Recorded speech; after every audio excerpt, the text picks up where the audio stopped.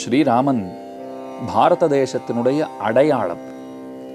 ராமனையும் பாரதத்தையும் பிரித்து பார்ப்பதென்பது இயலாத காரியம். துளசிதாசர் சொல்லுகிறார், நாம் அனைவரும் பிறவி எடுத்ததே ராமனிடத்திலே பக்தியை செய்வதற்காகத்தான்கிறார்.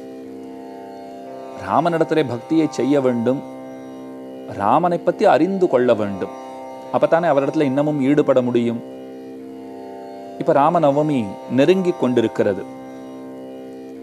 அதனாலே நம்முடைய ஸ்ரீ சங்கரா தொலைக்காட்சி பக்தியை வளர்ப்பதிலே எப்போதுமே முன்னோடி.